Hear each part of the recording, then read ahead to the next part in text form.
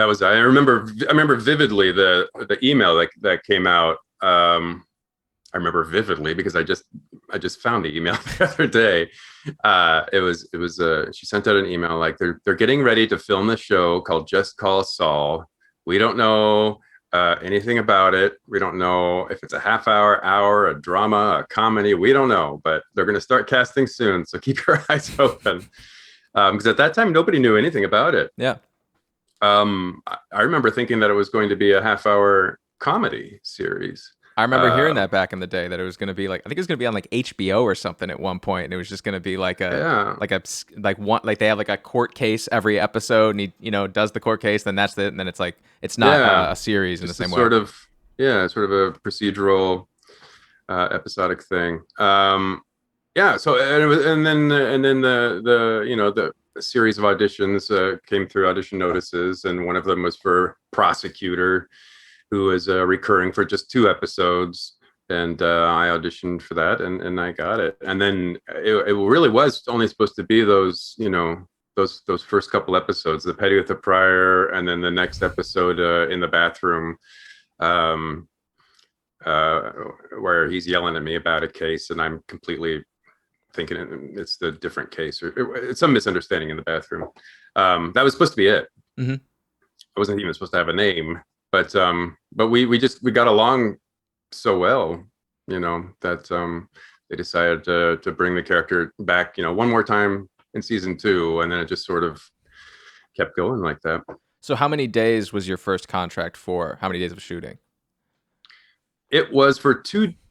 Uh, well, the first contract would have been that first episode, 102. So it would have been 2 days of shooting, because we did, and this is just the petty and the petty with the prior, because we did a lot of scenes in the courthouse downtown, and a lot of the hallway scenes. But the interior of the bathroom was actually on a soundstage. It was a set over at ABQ Studios. Hmm.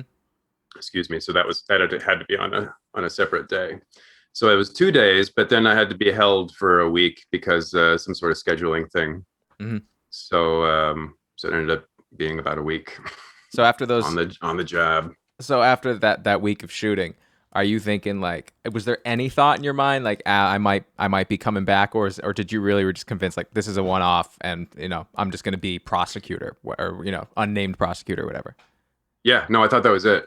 Yeah, I had no inkling that there would be more. I got on well with Bob, but um, he was really focused at the time. So I remember him being very nervous about the show, just about how it would be received, and about how he's having to make this cosmic shift from sort of comic reliefy side character to protagonist, dramatic protagonist. So he was really like tunnel vision. He was really focused in. So we got along well, but it wasn't like we were joking around and going and getting drinks after work or anything like that. So I had no notion that I would come back. I just a hope, and that was like that every season.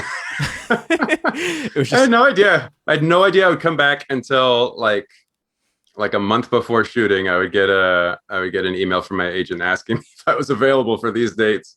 Better Call Saul wants to know if you're available for these. Oh, I'm working again. Cool. did you know anything about Breaking Bad before you auditioned or before you got the role? Yeah, So yeah. so you had seen We the we had show? watched Breaking Bad. I hadn't. I forget the timeline. I don't know if I had just finished, or if I'd finished it after I got the role. But I'd certainly started it way before I auditioned. Gotcha. And the funny thing Yeah. about, let's just say, about Oakley is that he, especially early on in the show, is like Hmm. is the comedic relief in a show whose main character was created as comedic relief for a different show. So like, how did you How approach weird the is that? idea of being like, I'm the comedic relief in a show that's now a drama whose character is already comedic relief, and how do you make that different? Because it's like a comedic relief lawyer playing directly opposite an already established comedic relief lawyer. Yeah, no, I couldn't.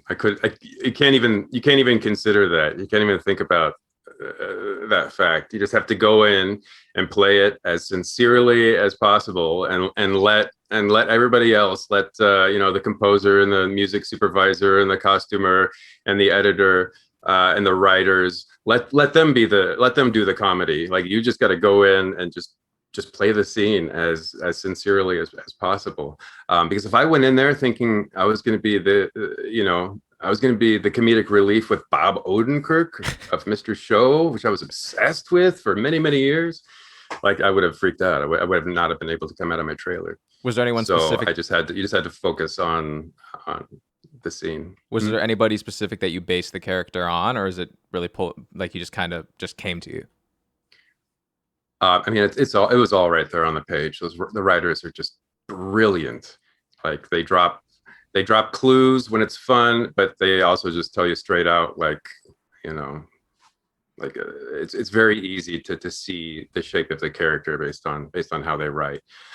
Which is not to say that they tell you exactly what to do. Like, so much of of Bill is just me being awkward and anxious on set, working with these titans of the industry. No, it was very, very collaborative. But no, it was nobody specifically I based it off of. No. Was there any trepidation taking a role in something that's attached to an IP that's already so well known as Breaking Bad? Because if for some reason the show didn't do well, what people didn't consider it like, part of the universe. I mean, the general public is miserable sometimes. You don't want to be like the Jar Jar Binks of like Star Wars Episode 1. You know what I mean? God. Like, where everyone just decides like, no, it's not good. I don't like this, so therefore everyone in it is terrible. Was there any fear like, oh, how do I go into a show that has so much expectation to it? Yeah. Not a lot. Like, it was like everybody sort of had the atmosphere, especially in the first few seasons, was like, we're walking on the edge of this cliff, and just the slightest misstep in anything, and the fan base or the public or anybody could just knock us right over, and we'll be done. But we all felt like that. We all felt like we were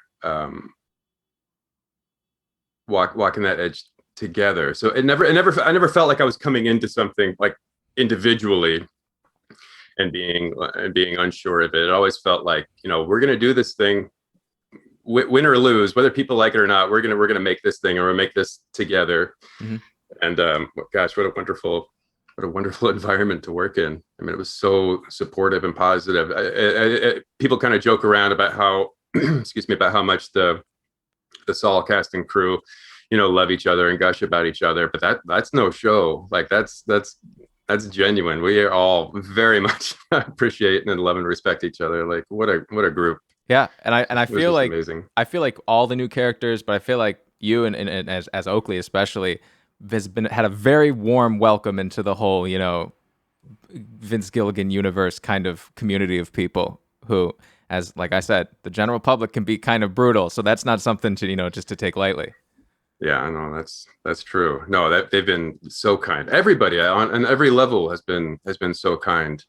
You talk about that feeling of going into something established and not wanting to ruin it. I'll tell you when I did feel that individually, like specifically me, was that the finale episode.